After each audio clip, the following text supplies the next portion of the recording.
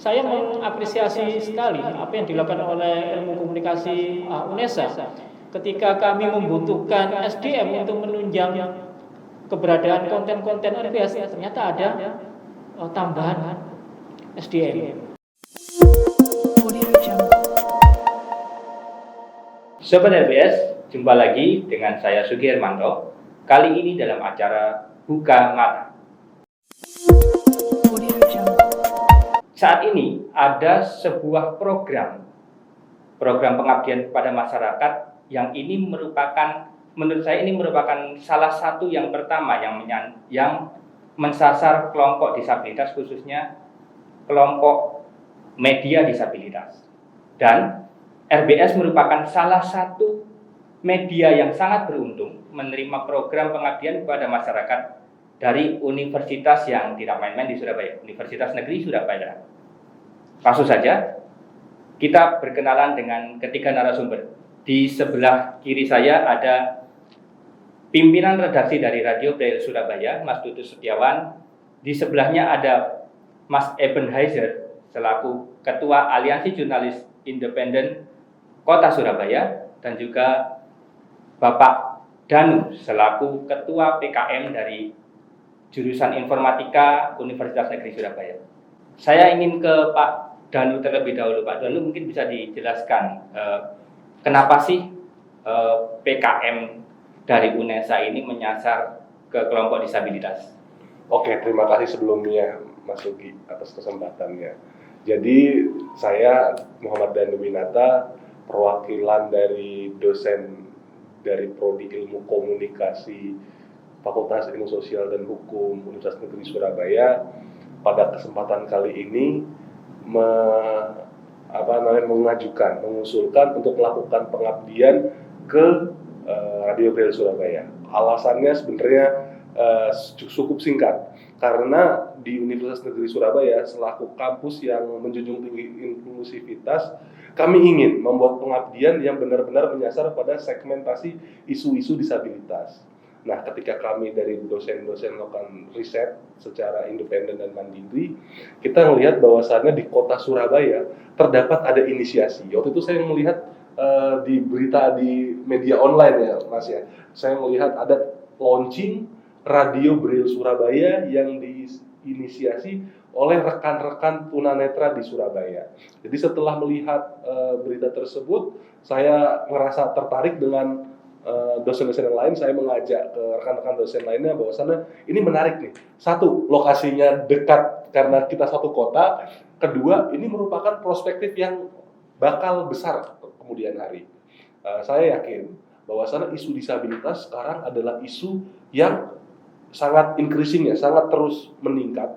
Kepedulian masyarakat terhadap isu disabilitas terus meningkat, terus diikuti juga dengan perhatian pemerintah dan beberapa dan kalangan masyarakat untuk tetap aware, bahkan peduli dan memperjuangkan hak-hak dari rekan-rekan difabel. Jadi alasan mendasari sebenarnya adalah memang sebagai sivitas akademika kampus yang sangat peduli terhadap inklusivitas, kami ingin menjadi bagian, ingin jadi mitra dari tumbuh kembangnya Radio Braille Surabaya. Jadi itu masuk alasannya, Mas. Iya. Terus berikutnya adalah bagaimana bentuk programnya seperti apa, Pak, terhadap Radio Braille Surabaya? Jadi pada program pengabdian kali ini kami dosen mengajak beberapa mahasiswa kami untuk pertama tuh kita ingin membantu dalam hal produksi, dalam hal kreasi kepada Radio Braille Surabaya, di mana kami ingin tahu bahwasannya Radio Braille ini apa kendalanya, hambatannya. Nah, siapa tahu dengan SDM sumber daya yang kami miliki, kita bisa membackup, kita bisa saling bersinergi. Karena balik lagi bahwasannya di sini konsepsinya bukan kami yang bukan RBS yang butuh kami, tapi justru kita semua yang butuh RBS. Karena media advokasi satu-satunya dalam isu disabilitas tuh salah satunya yang masuk ke radar kami itu RBS. Nah, kita pertama ingin membantu dalam produksi konten, kami coba juga mengadakan website, karena website adalah salah satu garda terdepan dalam profiling di era digital. Jadi kita ingin nih RBS itu juga dikenal bukan karena kasihan, karena dari mulut ke mulut yang butuh donasi, tapi emang ini based on karya jurnalistik, based on karena emang RBS ini merupakan corong dari advokasi isu-isu disabilitas, kayak gitu. Jadi kita ingin membantu dalam hal tersebut. Terus kita juga di satu sisi kita juga turut membantu, misalkan dalam hal produksi konten mungkin ada ada rekan-rekan RBS yang selama ini nggak bisa dilakukan, khususnya kalau terjun ke lapangan, terus khususnya dalam menerjemahkan satu visual ke dalam bentuk narasi dan lain sebagainya, kita siap membackup, Mas. Jadi apapun yang nantinya RBS butuhkan, kami dari ilmu komunikasi UNESA kami siap membantu, kayak gitu, Mas Sugi. Oke, iya. Bersama kita juga ada Mas Eben. Mas Eben sebagai kawan-kawan jurnalis gitu ya. Kira-kira melihat program PKM yang dilaksanakan oleh UNESA itu seperti apa, Mas Eben? Iya. Makasih Mas Sugi. Jadi kalau kita melihat saat ini di banyak tempat, di banyak situasi, itu sebenarnya kan kita sekarang ini adalah masuk di era kolaborasi sebenarnya gitu ya. Kita melihat teman-teman di jurnalistik, di industri pers juga banyak produksi berita, news berita yang berdampak itu dilakukan dengan cara-cara yang kolaboratif. Artinya ada perusahaan media berkolaborasi dengan perusahaan media yang lain, bahkan ada 5 atau 10 perusahaan media berkolaborasi melakukan jurnalisme data sehingga menghasilkan produk pemberitaan yang kualitasnya luar biasa gitu. Dan saya pikir ini nggak hanya berlaku di jurnalistik aja ya. Makanya kemudian ketika RBS yang selama ini menjadi sahabatnya Aji mendengar kabar dari UNESA bahwa UNESA tertarik untuk membantu atau support RBS, saya pikir ini sangat menarik gitu. Ini sangat menarik.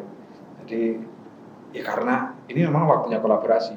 RBS yang personilnya sedikit, yang kecil, ini bisa berdampak lebih besar, punya impact yang lebih besar karena ada support dari luar juga. Dan RBS saya yakin juga bisa memberi support kepada UNESA dalam banyak hal gitu. Saya sepakat bahwa RBS itu idealnya tidak hanya sebagai sebuah media advokasi gitu. Tapi ini juga bisa menjadi sebuah perusahaan media nantinya ya. Jadi perusahaan media yang ini dikelola secara profesional dan ini bisa lebih berdampak, bukan semata urusan profitnya sebenarnya, tapi dengan kapasitas kita yang menjadi lebih besar pada akhirnya nanti gitu ya. Ini akan punya impact yang lebih besar juga pastinya gitu. Sekarang aja saya yakin teman-teman sudah berdampak dari mungkin hanya 9 bulan ya. 9 bulan sejak Desember sampai sekarang paling 9 bulan itu sudah mulai terasa dampaknya gitu ya. Meskipun kecil tapi itu sangat berharga gitu. Dan saya yakin dengan support yang ada selama ini disupport dari Aji dan kemudian muncul juga support dari teman-teman UNESA gitu ya. Saya pikir ini akan memberikan impact yang lebih besar. Setidaknya kalaupun tidak lebih besar, dia bisa menjadi lebih luas gitu. Contohnya seperti apa? RBS saya pikir ini bisa menjadi laboratorium yang hidup untuk teman-teman mahasiswa. Bagaimana mereka ini bisa belajar mengelola media secara profesional. Bagaimana kemudian mereka bisa berinteraksi dengan teman-teman disabilitas.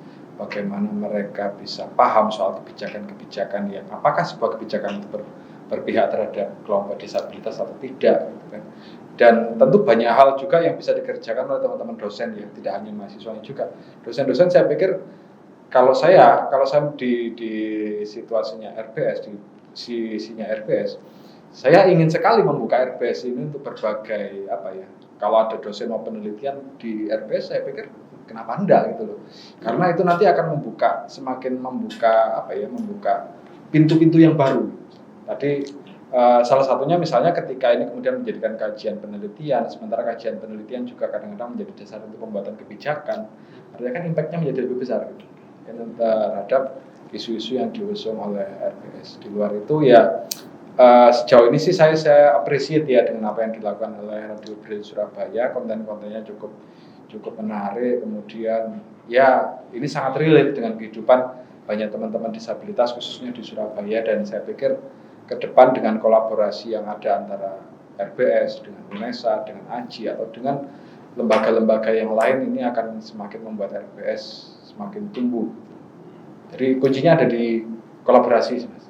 Oke, Mas, RBS ini kan merupakan media warga gitu ya.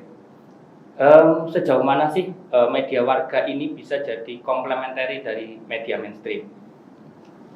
Ya, sebenarnya kalau saya menganggapnya bahwa ini bukan tidak harus menjadi komplementari atau substitusi gitu ya. Sebenarnya ini menjadi adalah ruang yang lain di mana kadang-kadang bahkan media warga atau jurnalisme warga itu sendiri malah jauh lebih baik dibandingkan media-media profesional yang lainnya, media-media massa konvensional itu. Karena apa? Isu yang dikerjakan oleh media-media warga, jurnalis-jurnalis warga itu kan isu yang relate dengan kehidupan keseharian mereka gitu. Yang itu kemudian bisa disampaikan dengan sangat sempurna karena teman-teman sendiri, teman-teman RBS mengalami bagaimana menjadi warga negara yang disabilitas, sehingga kemudian bisa menyuarakan itu dengan sangat jujur, dengan sangat gamblang, dengan sangat ya apa adanya gitu kan. Dan sementara kalau kita berbicara soal media profesional pada umumnya, ini lebih kan ya, kadang-kadang lebih terhambat oleh sistem, kadang-kadang terhambat oleh biaya kadang-kadang. Nah ini kan makanya kemudian teman-teman bertindaknya sebagai jurnalisme warga, teman-teman sebenarnya sudah punya pekerjaan sendiri, yang sebenarnya teman-teman sudah hidup dari sana gitu ya. Tapi kemudian mengembangkan media sendiri bukan dasarnya bukan semata untuk profit gitu. Tapi memang ada tujuan advokasi dan saya pikir itu akan punya dampak yang lebih besar juga karena itu tadi kontennya jujur. Kemudian ya teman-teman nggak lagi berpikir soal bagaimana ini nanti bisa menghasilkan uang, meskipun ya itu memang itu menjadi kadang-kadang menjadi energi bagi kita gitu, tapi bukan itu yang utama. Yang utama adalah bagaimana konten kita itu punya dampak. Dan saya yakin semakin kesini kok saya melihat bahwa jurnalisme warga itu kadang-kadang jauh lebih kuat daripada media massa pada umumnya. Ini dalam hal konten ya. Kita melihat banyak perubahan yang selama ini belakangan kita melihat perubahan itu terjadi tidak selalu dari media massa profesional, tapi justru dari media-media ya alternatif ya, bisa disebut media warga juga, termasuk media sosial. Itu kan seringkali kebijakan-kebijakan yang muncul itu didasarkan pada seberapa besar sih pembicaraan di luar gitu. Yang itu dijalankan oleh masyarakat yang memang dia bukan jurnalis pada umumnya, bukan jurnalis profesional pada umumnya, tapi mereka mengabarkan apa yang terjadi di sekitarnya, sehingga kemudian ini menjadi kajian untuk pembuatan kebijakan juga. Berikutnya adalah ke Mas Tutus selaku pimpinan redaksi dari Radio Braille Surabaya. Mas Tutus, gimana tanggapannya terhadap program PKM yang diberikan oleh UNESA? Ya, terima kasih. Seperti yang disampaikan oleh Mas Saifun tadi, RBS adalah sebuah media baru ya, yang baru umurnya 9 bulan. Dan kami akui bahwa RBS ini adalah media yang minim personilnya, di mana kami hanya terbatas 3 orang host, reporter, dan 1 orang kameramen. Di mana kami menyadari dengan adanya kapasitas kami itu sangat-sangat menghambat program-program atau pembuatan konten yang ada di Radio Braille Surabaya. Dengan adanya program pengabdian kepada masyarakat yang dilakukan oleh Ilmu Komunikasi UNESA ini, saya mewakili teman-teman RBS sangat-sangat berterima kasih kepada Pak Danu selaku Ketua PKM Ilmu Komunikasi UNESA, dan juga sama Mas Saifun sebagai fasilitator yang menghubungkan Pak Danu dengan kami selaku RBS. Saya mengapresiasi sekali apa yang dilakukan oleh Ilmu Komunikasi UNESA ketika kami membutuhkan SDM untuk menunjang keberadaan konten-konten RPS ternyata ada tambahan SDM, dan ini justru akan sangat memacu semangat kami, sebuah tambahan amunisi agar kami bisa melesat lebih jauh kalau kami istilahkan ya. Karena dengan bahan bakar selama ini terus terang agak megap-megap lah istilahnya orang Jawa. Kadang-kadang sebulan sekali atau 2-3 minggu sekali baru ada konten. Dengan adanya program pengabdian kepada masyarakat yang dilakukan oleh teman-teman UNESA, ini bisa membuat hal baru, gebrakan baru, di mana daya advokasi dan daya edukasi yang dilakukan oleh RP selama ini bisa lebih masif, bisa lebih gencar, dan tentunya akan bisa membawa impact atau dampak lebih besar kepada masyarakat. Dan yang kedua, program-program pengabdian kepada masyarakat ini, kepada media-media disabilitas ini sangat-sangat baik, dan kami membuka seluas-luasnya jika ada program-program serupa ini, atau mungkin jadi kajian-kajian yang disampaikan oleh Mas Eben ya tentang keberadaan Radio Bela Surabaya, kami sangat membuka sekali dan siap bekerja sama dengan pihak manapun jika ingin mengembangkan keberadaan media Radio Bela Surabaya ini. Dan saya yakin UNESA ini melalui ilmu komunikasi menjadi pionir yang sangat penting bagi kami, agar teman-teman yang lain juga mengikuti hal yang serupa. Dan tentunya ini hal baik bagi RBS ya Pak dan juga Mas Eben, di mana Mas Eben selama ini selaku ketua AJI yang sudah mensupport secara skill selama 3 bulan kepada teman-teman RBS, namun hasilnya ya saya anggap masih sangat kurang bagi kami yang hanya selama 3 bulan di training oleh tim AJI. Masih banyak sekali ilmu-ilmu yang belum kami serap, terutama ilmu jurnalistik. Dengan adanya SDM dari ilmu komunikasi yang sudah benar-benar bidang di jurnalistik, ini juga kami belajar lagi gitu loh. Dari 3 bulan yang kami dapatkan kemarin di AJI, tentu akan lebih diperbanyak dengan teman-teman dari ilmu komunikasi. Yang disampaikan oleh Pak Dano tadi adalah sebenarnya UNESA yang butuh kami. Saya rasa tidak hanya seperti itu, dan kami juga sangat membutuhkan talenta-talenta baru ya, mahasiswa-mahasiswa dan dosen-dosen yang kreatif untuk juga bisa bergabung bersama kami, bersama-sama mengembangkan isu-isu kedisabilitasan. Di mana isu-isu kedisabilitasan ini memang sudah semakin semarak, tapi masalahnya masih belum banyak media yang mengkomunikasikan ini, belum banyak media yang mengangkat isu-isu kedisabilitasan. Sehingga dengan adanya kerjasama ini, ya mudah-mudahan akan ada dampak yang sangat signifikan terhadap nasib teman-teman disabilitas. Karena kalau kita ngomong isu disabilitas, jika diangkat banyak orang yang tahu, pemerintah paham, masyarakat paham, itu secara langsung, ya saya bilang secara langsung, bukan tidak langsung lagi, secara langsung itu akan meningkatkan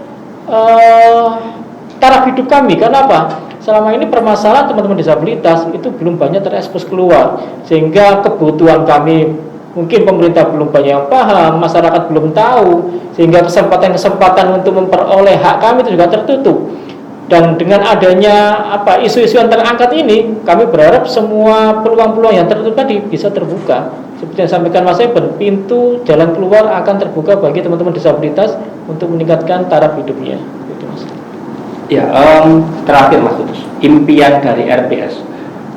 Ketika dulu teman-teman membuat RPS itu impiannya apa sih Mas Kudus? Impian kami sebenarnya tidak mulu-mulu ya. Ketika kami melihat sebuah fenomena yang ada di Surabaya, bahkan secara luas di Indonesia, di mana teman-teman disabilitas itu seolah-olah dianggap sebagai masyarakat nomor 2. Ini terbukti ketika ada program kayak debat calon presiden dan sebagainya, isu-isu kedisabilitasan ini tidak pernah muncul. Dengan adanya media Braille Surabaya, Radio Braille Surabaya ini, kami berharap suara kami terdengar, suara kami didengar oleh semua orang. Karena selama ini kami menganggap suara kami itu hilang di tengah-tengah keramaian politik, sosial, ekonomi dan sebagainya. Padahal suara-suara kami ini dibutuhkan untuk apa? Untuk mengangkat harkat dan martabat teman-teman disabilitas.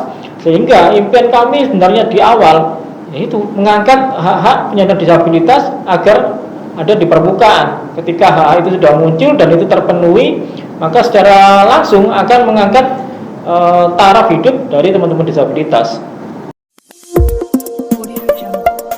Seperti tadi yang disampaikan oleh Pak Danu dan lain sebagainya, bahwa tujuan pendirian RBS tidak hanya semata-mata sebagai media publikasi, tapi RBS juga bisa dijadikan sebagai wadah untuk kita bisa sama-sama saling belajar. Jadi tidak hanya permasalahan media, tidak hanya permasalahan tentang publikasi, meskipun memang isu-isu disabilitas itu bagi media-media mainstream itu masih menjadi isu yang kesekian gitu, karena ada hal-hal yang tidak bisa terakomodir dalam media-media mainstream itu. Namun isu-isu disabilitas tidak hanya menjadi ranah daripada penyandang disabilitas itu sendiri, bahwa isu-isu disabilitas itu sangat berhubungan dengan semua komponen masyarakat, termasuk dalam hal-hal semua kedisiplinan ilmu itu sangat berkaitan dengan isu-isu disabilitas. Dan saya kira apa yang dilakukan oleh rekan-rekan dari UNESA, dari ilmu komunikasi, merupakan salah satu tonggak untuk bagaimana kita memajukan, bagaimana kita sama-sama belajar tentang apapun untuk kehidupan yang lebih baik dan kehidupan yang lebih inklusif. Saya kira itu. Terima kasih Pak Danu, Mas Eben, dan Mas Tutus atas kesempatannya. Dan terima kasih juga kepada Sobat RBS yang telah menyimak video ini. Sampai jumpa pada video-video menarik berikutnya. Salam inklusif.